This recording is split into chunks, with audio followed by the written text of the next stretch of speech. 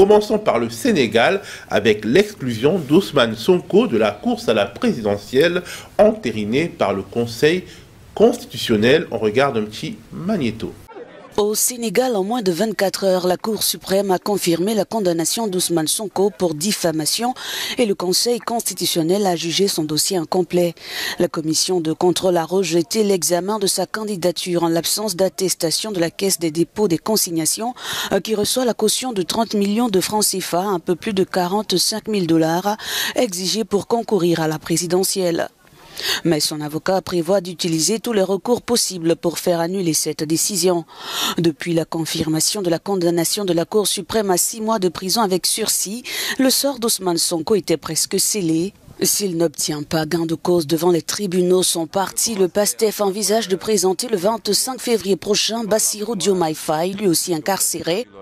Un plan C miserait sur Habib Sy, un ex-ministre du président Wade, qui a été soutenu par des parlementaires du PASTEF, dont la candidature a été validée mercredi dernier. Félix, mission accomplie pour Macky Sall, on va dire. On peut le dire, mais attendons quand même de voir ce qui va se passer dans les prochains jours. Les avocats d'Ousmane Sonko ont déposé une réclamation devant la Cour constitutionnelle, devant le Conseil constitutionnel, c'est pas une cour au Sénégal, pour protester, pour faire casser la décision de ne pas examiner le dossier de candidature d'Ousmane Sonko, parce que la raison invoquée par le Conseil constitutionnel est d'ordre bureaucratique, elle n'est pas du tout juridique. Il y a deux raisons, si je comprends bien. Oui, mais chaque fois, ce qu'ils invoquent comme raison, ce sont le fait que le dossier ne soit pas complet parce qu'il manquerait une pièce capitale. En l'occurrence, ce serait l'attestation de confirmation. Ce sont les termes du Conseil constitutionnel dans son dernier communiqué de confirmation du dépôt de la caution. Il est de notoriété publique qu'Ousmane Sonko a déposé de l'argent à la Caisse de dépôt et de consignation. Il est de notoriété publique qu'il a reçu une quittance pour cela. Et il est de notoriété publique aussi qu'il n'y a aucune base légale sur laquelle le directeur général de la Caisse de dépôt et de consignation se réfère pour lui refuser l'attestation en question. C'est comme si vous allez déposer votre argent à la banque et que ensuite au guichet on donne une quittance et au moment de montrer, d'avoir le document qui prouve que votre compte est crédité, le banquier décide de ne pas vous le délivrer. Ça c'est quand même quelque chose qui n'est pas très légal, et qui s'approcherait de choses qu'on pourrait qualifier un peu d'escroquerie, parce que la personne a déposé son argent. L'autre chose, c'est que Ousmane Sonko, par 2 fois, des cours et tribunaux sénégalais lui ont donné raison dans la contestation du fait que l'administration a décidé de le faire sortir de la liste électorale. À chaque fois, les tribunaux lui ont donné raison, notamment à Ziguinchor et à Dakar. Mais depuis lors, l'administration électorale refuse d'exécuter cette décision. C'est extrêmement grave dans un pays dit de droit que des fonctionnaires refusent d'exécuter des décisions de justice. C'est pour ça que c'est vrai que Macky Sall, il ne veut pas d'Ousmane Sonko comme candidat, ça, personne ne s'y trompe. Mais en même temps, il faudrait aussi que l'on habille la chose d'une certaine légalité. Or, jusqu'à présent, c'est des voies de fait, c'est le fait accompli que l'on constate. Alors, Sadio, dans le fond, pourquoi le pouvoir de Dakar a-t-il pris autant de risques pour se débarrasser d'un opposant, alors même que le président sortant ne remplit pas? Et aussi, bon, Félix, avant que Sadio parle, je voudrais quand même qu'on revienne sur un autre aspect du rejet de la candidature d'Ousmane Sonko, c'est la question de sa condamnation pour diffamation. Oui, effectivement, il a été condamné pour diffamation au niveau de la Cour suprême en cassation. La Cour suprême a confirmé cette condamnation, même si elle a atténué le verdict de la Cour d'appel de Dakar. Ousmane Sonko, en 8 mois, il a fait le tour en première instance, appel et cassation. Maintenant, ses avocats parlent de la possibilité d'un rabat d'arrêt.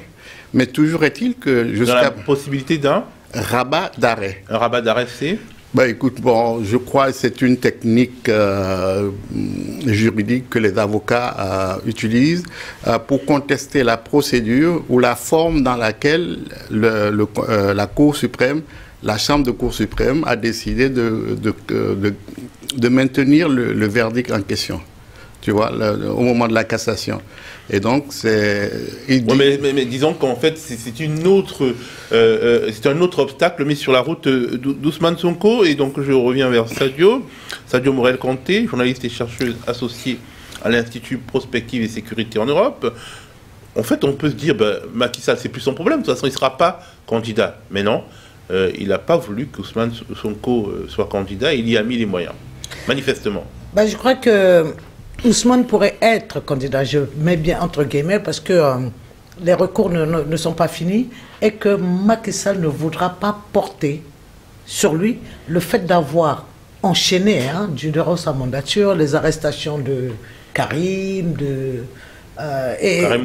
Karim Wade, Khalifa Sall et leur écartement de la magistrature suprême. Je crois que vous savez également aussi que il y a une Française de l'Isère ici qui est arrêtée, tout simplement parce qu'elle risque la réclusion, la perpétuité, parce qu'elle a fait une manifestation de soutien à une marche pacifique.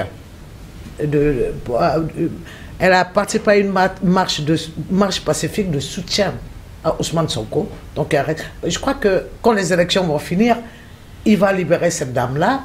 Elle n'a que 22 ans. Mais entre-temps, la communauté française au Sénégal et l'opinion internationale va estampiller, non pas Macky Sall, mais le Sénégal, en disant que ce n'est pas un pays démocratique. Effectivement, moi je crois que... Je pense qu'on n'en est plus là dans les préoccupations du pouvoir sénégalais. Les manières qui ont été faites, je pense que la question de la démocratie est moins importante. C'est justement cette confusion qu'il y a souvent dans les têtes des gens quand ils pensent que le Sénégal est un pays démocratique. Certes, il y a l'alternance plus que dans beaucoup de pays, mais il y a beaucoup plus une paix sociale, quelquefois perturbée par des actions sociopolitiques depuis Senghor, en passant par Diouf, où il y a souvent des violences politiques, des pénétrations dans les campus, c'est-à-dire influencer la justice, manipuler l'armée, et puis avoir la presse à sa solde. Ça a toujours été. Mais là, je crois que Macky est allé beaucoup plus loin que les autres. Mais justement, il est allé très loin. Et pourquoi reculerait-il, Bernard Oui, je vais répondre. J'y arrive. Vous savez qu'il a eu son frère, à un moment, qui était impliqué dans une histoire de pétrole, où même la majorité, qui était celle de Macky Sall au sein de l'Assemblée, a eu des propos contradictoires à propos de ce frère-là, qu'il a dû enlever de là, mais pour qu'on aille le retrouver dans une instance pétrolière internationale, parce qu'il voulait contrôler justement un pétrole qu'il avait vendu moins cher que... Voilà, donc ça c'est des choses. Et puis, il y a beaucoup de choses autour de la corruption qui sont également autour de Macky Sall. Donc je pense que Macky Sall craint la vengeance au cas où un opposant gagnerait, pour être rattrapé par la justice. Voilà pourquoi il met le paquet, pour que Sonko n'ait pas de campagne, mais qu'il aille quand même aux élections, mais très fragilisé. De toutes les façons, il y a une alternative chez Sonko, parce qu'il a un autre candidat qui remplit les conditions qui pourra aller. Mais je pense que Macky Sall pourra relâcher la justice sénégalaise via Macky Sall, pourra relâcher Sonko, mais au dernier moment, pour que cet estampillage-là ne soit pas trop marqué sur lui par rapport au... Donc tu penses qu'au final, il va saboter la campagne, mais pas empêcher la candidature. Voilà, c'est un peu optimiste, je trouve, oui. Bernard Oudin. Ça peut ne pas être, hein, mais bon. La première observation que je vais faire, c'est en tant que conseiller de Laurent Gbagbo, c'est pour l'histoire de la Côte d'Ivoire. On a parlé d'élections, de trucage, ces 15 dernières années, les derniers mandats de Ouattara, etc. Et on se disait que le Sénégal était le dernier havre démocratique, entre guillemets, de l'ancienne Afrique francophone, puisqu'il faut rappeler que c'est le seul État depuis les indépendances, qui n'a pas connu de coup d'État. Cameroun aussi. Et le Cameroun, qui en a connu disons, une transition particulière entre Ahidjo et Biya. Et aujourd'hui, on a le phénomène Biya qui est une incongruité de la démocratie en Afrique. Mais pour le Sénégal, c'est déjà dommage par rapport à l'héritage de Senghor et de l'idée qu'on pouvait se faire du Sénégal, dont je rappelle que certaines villes, comme Rufisque, Dakar ou Saint-Louis, avaient des représentants aux États généraux de la Révolution française, avant même qu'on parle de la Savoie ou de Nice en France. Donc il y a un vieil ancrage, entre guillemets, de volonté démocratique que le Sénégal a représenté toutes ces années, et depuis l'indépendance en particulier, et de voir aujourd'hui tout ça se déliter, et de façon, je dirais, un peu stupide. Parce que Sonko a été quasiment fabriqué par le pouvoir. Quand je dis fabriqué, c'est pas qu'ils ont décidé d'en faire un... Mais la façon dont ils l'ont maltraité, martyrisé, ont fait que Sonko devient une figure de proue de l'opposition sénégalaise. Alors qu'il y avait peut-être d'autres personnes qui étaient capables d'entrer dans ce jeu-là. Mais pourquoi justement l'obsession Sonko, Félix Attiadé? Moi, pour finir, je crains encore une fois que la main de la France, qui n'est pas partie de l'Afrique, au Sénégal, ait encore voulu, parce que le problème de Sonko, pour les gens d'ici, c'est qu'il y a la religion. Et derrière la religion, il peut y avoir le djihadisme. Comme tous les autres Sénégalais. Oui, mais la majorité des Sénégalais. Oui, mais moi, j'ai grandi en Afrique. La religion musulmane en Afrique de l'Ouest, en particulier, est une forme très souple de la pratique. Et que ce soit en Côte d'Ivoire ou au Sénégal, il n'y a jamais eu ces antagonismes qu'on peut trouver dans d'autres pays africains, en particulier dans l'Afrique de l'Est, du Nord-Est.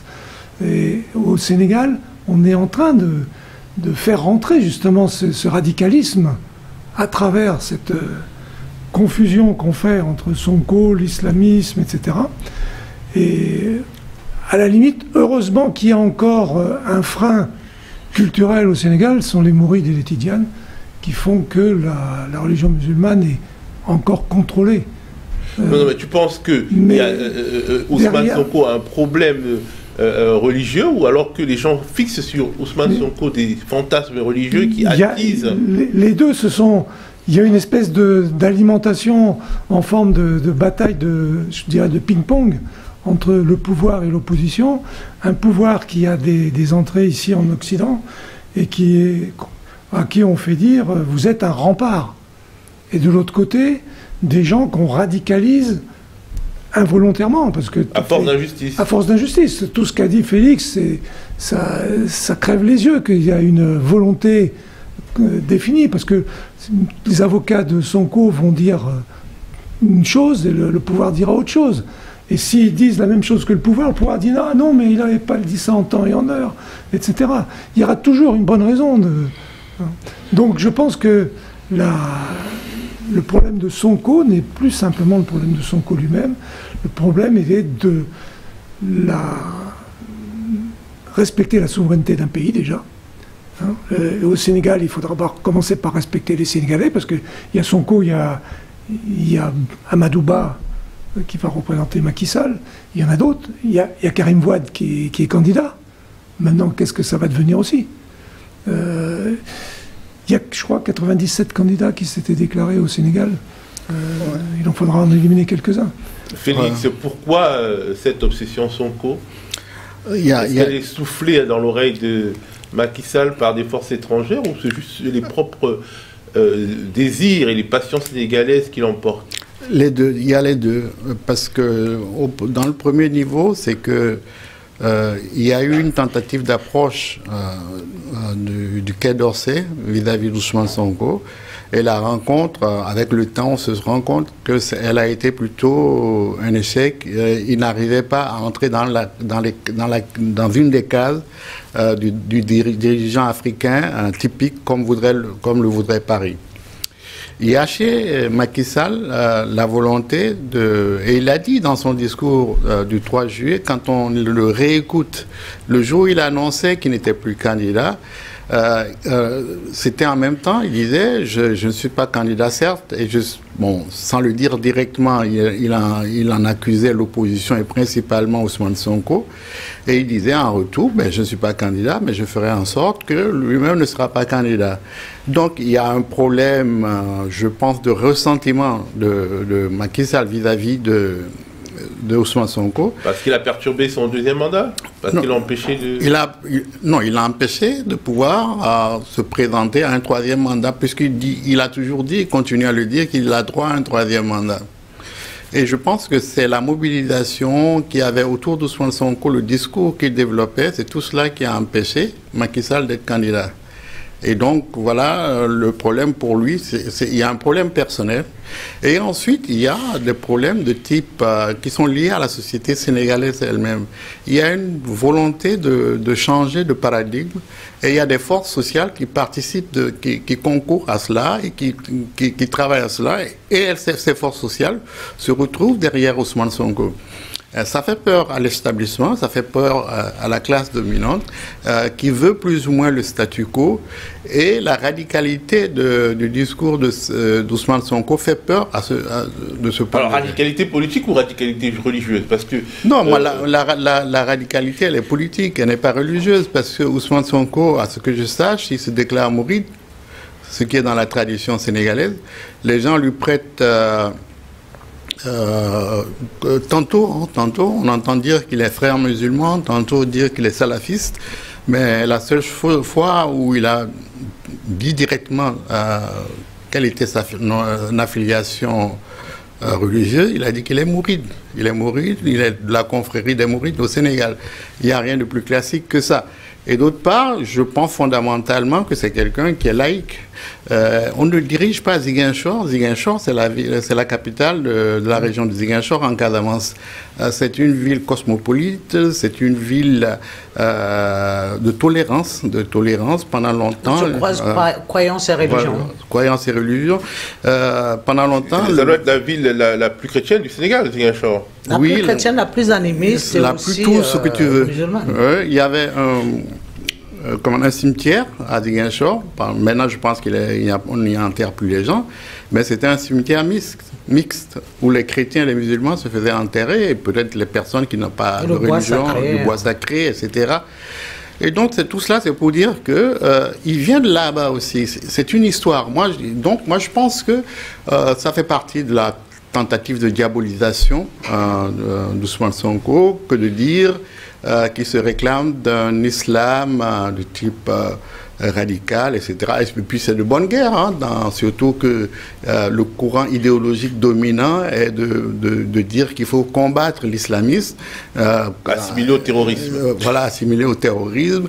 Vouloir coller cette étiquette à un concurrent politique, bon, ça fait partie. Mais disons qu'Ousmane Sonko n'est pas non plus le perdreau de l'année, c'est-à-dire qu'il a eu des déclarations assez violentes, notamment quand il a été face à une jeune fille qu'il accusait de viol, des déclarations misogynes et violentes. Il a également été, disons, sali par cette histoire et on lui reproche de faire donner la rue beaucoup plus souvent qu'à son tour.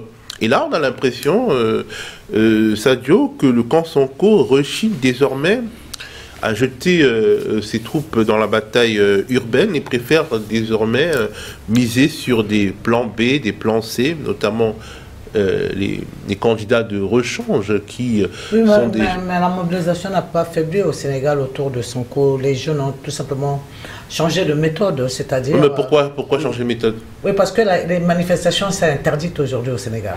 Il y a un décret qui interdit les manifestations, donc ils viennent de façon promptue dans un mariage, un match de football comme au Châtelet, au concert de Youssou N'Dour, là, et manifester, dire ce qu'ils ont à dire et disparaître aussitôt. Mais je pense que l'alternative... Je m'accroche à l'idée encore que Sonko pourra être candidat, qui pourra être libéré. Hein, mais je pense également que par rapport à ce que disait Félix, que la position de la France ne changerait rien, même si aujourd'hui on ne sait pas compartimenter Sonko idéologiquement. Je pense qu'ils peuvent avoir qui ils veulent, comme un certain transformateur tchadien qui a le même cursus à peu près, on en parlera, oui, qui a à peu près le même cursus et qu'ils ont eu les mêmes idéaux, hein, transformer leur pays en étant anti-système, en étant tout ce que vous voulez, mais à la table de la négociation, tout peut arriver. Et je crois que Macky Sall s'est seulement fait focus sur Ousmane Sonko. Une détestation personnelle pour l'avoir empêché de tenir un troisième mandat. Parce que il y a Félix encore qui l'a dit, jusqu'au dernier moment, Macky Sall espérait encore pouvoir être candidat. Et puis, en dehors de cela, il y a aussi, on peut exacerber aussi le fait que les manifestants se sont attaqués au bien français pour estampiller finalement extrémiste religieux Sonko, alors qu'il peut ne pas l'être. Donc, il y a beaucoup d'éléments. Félix, on peut quand même dire qu'il y a eu, par le passé, donc cette affaire Adji Sarr, les propos véhéments de Sonko au sujet de cette dame, au-delà du fait des accusations, finalement, sur lesquelles... Je crois que c'est moi qui répondais, non? Oui, oui. Sadio. Oui, mais je veux dire que l'affaire Adji Sarr, ça a été... C'est complexe, hein? Parce qu'à un moment, je crois, Ousmane Sonko est arrivé à bout. Je ne sais pas si vous avez été à un moment sur les réseaux sociaux sénégalais, mais on entendait dans les audios Macky Sall et des mourites et des avocats qui disaient à Adji Sarr comment justement plier Ousmane Sonko. Donc ça fait qu'à ce moment-là, beaucoup de Sénégalais ont pratiquement cru que Ousmane n'avait rien fait. Et même la justice a requalifié le fait d'accusation en corruption de la jeunesse. On ne sait pas trop ce que ça veut dire. Ça veut dire qu'on n'a pas eu de rapport, on n'a pas violé une mineure, mais on a corrompu quand même une presque adulte de 21 ans. Je ne sais pas comment qualifier ça. Donc le Sénégal a dû se rabattre sur ça pour mettre Ousmane Sonko à l'écart, tout en sachant que si Ousmane Sonko avait été présent à son procès, il avait des arguments de poids, même si juridiquement on aurait dit que c'est un élément de vocal privé, mais ça aurait pu encore davantage édifier ceux qui tiennent le procès pour un peu atténuer leurs mesures contre Sonko. Mais malheureusement, il n'a pas pu faire. Donc je pense qu'à un moment, Sonko, acculé, se sentant prise au piège, et puis la fille, après avoir su qu'elle avait manipulé et les religieux et les avocats, il y en a un qui disait, voilà, il faut lui demander 6 millions. Comme ça, moi, je te trouve un billet pour aller en France. Tu me donnes ça. Elle dit, oui, je te donnerai tout l'argent que je récupère. Vraiment, on a entendu des choses qui... Et face à ce qu'il a pu prendre comme sa sincérité à lui contre cette machine écrasante, à un moment, je crois que Sonko s'est mis dans une situation de névrosée. Félix, enfin, les erreurs de Sonko, on peut en parler, mais également le choix de ne plus finalement d'économiser la pression de la rue. La pression de la rue, elle a été utilisée jusqu'à ce qu'ils se sont rendus compte que la répression était trop forte. 60 morts, c'est pas banal, plus de 60 d'ailleurs, d'après certains décomptes. Et donc, ils ont été obligés de reconsidérer la manière dont il fallait protester. Parce qu'il faut dire quand même que la doctrine jusqu'à Diouf, des forces de l'ordre sénégalaises, et un peu avec Ouad, c'était qu'il fallait aller, mais ne pas utiliser d'armes létales et de faire le moins de blessés possible. Or, on s'est rendu compte que depuis 3 ans, depuis 2021, les manifestations se terminent de manière tragique, alors que et je pense que c'est partant de là que l'opposition a décidé de changer de stratégie et de faire des mobilisations, et d'appeler à des mobilisations où des affrontements ne peuvent pas arriver. Voilà, c'est pour cela. Mais un ou deux mots sur la situation judiciaire de Ousmane Sonko à propos de l'affaire l'opposant à Madame Sarr. C'est qu'il faut dire que ce procès il fait l'objet de deux appels.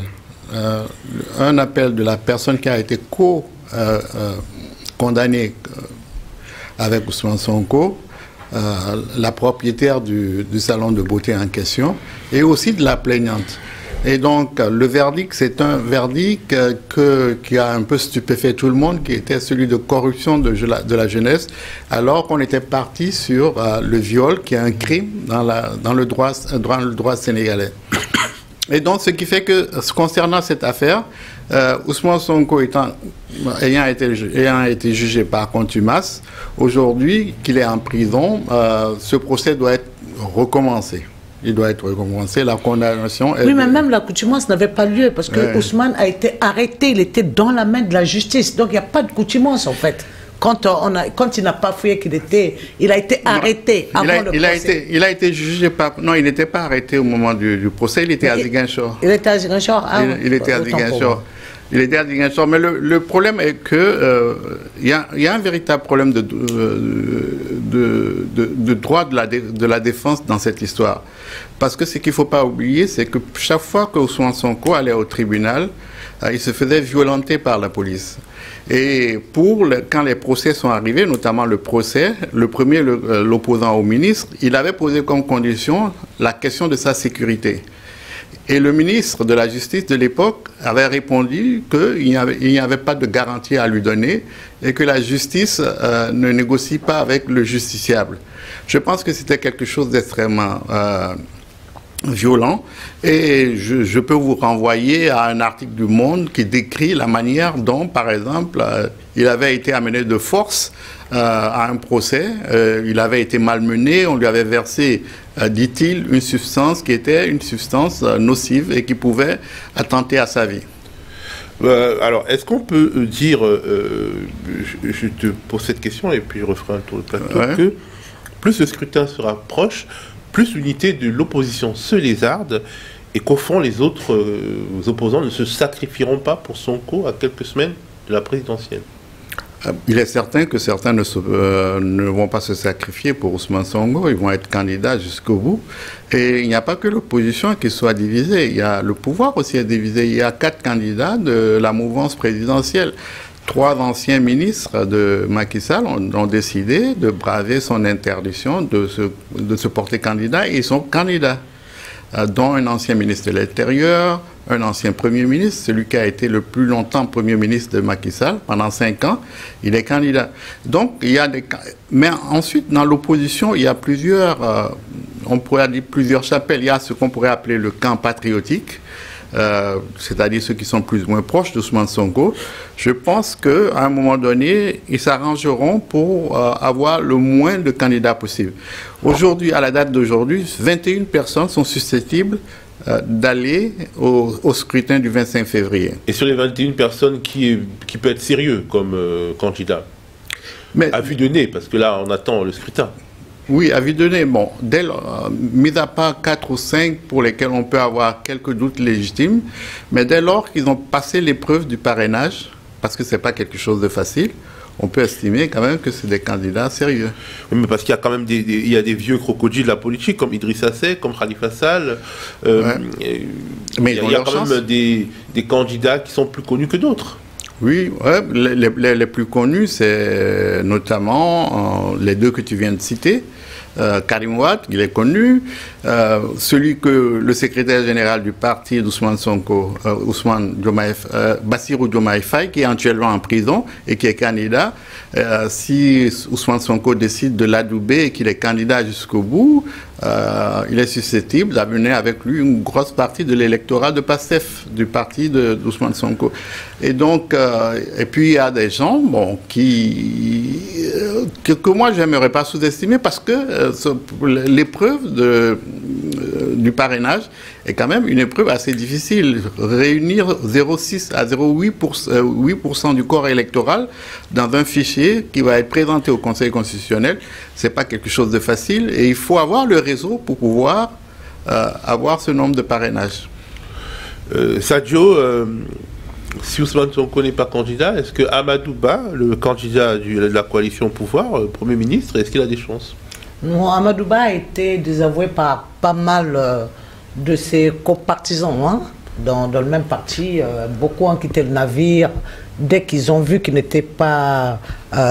c'est pas eux qui étaient portés par Macky Sall, dont même Youssou N'Dour, qui était ministre conseiller, qui a quitté le Ben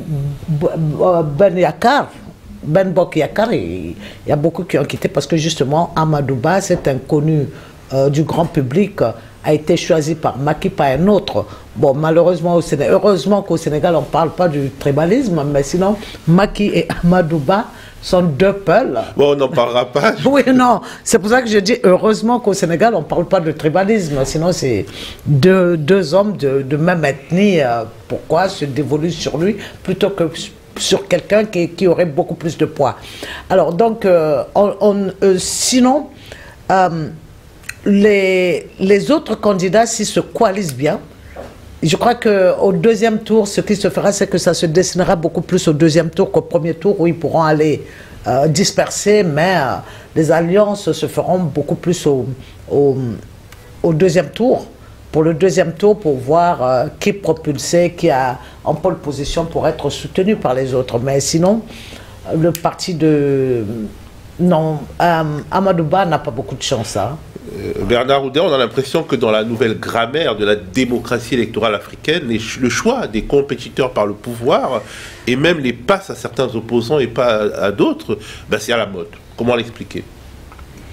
Moi, je dirais que l'élection du Sénégal, du mois de février, c'est la première grande épreuve internationale de 2024.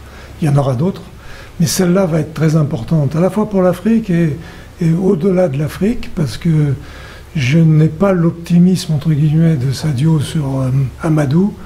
Je pense que si les choses Moi, je ne suis pas optimiste, hein. Non, l'optimisme pour Amadou de dire qu'il ne sera pas président.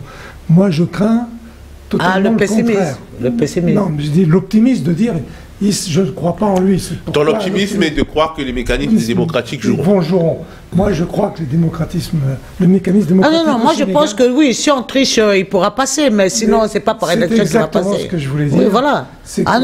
Actuellement, dans l'état actuel des choses, si, par exemple, en étant totalement neutre, on me demandait de sortir un billet et de le mettre sur quelqu'un, et que je ne veux pas perdre mon argent, subrepticement, je vais le poser sur Amadou pour essayer de retrouver ma mise. Parce que tu penses que la technologie électorale viendra à son secours? La technologie électorale est en marche.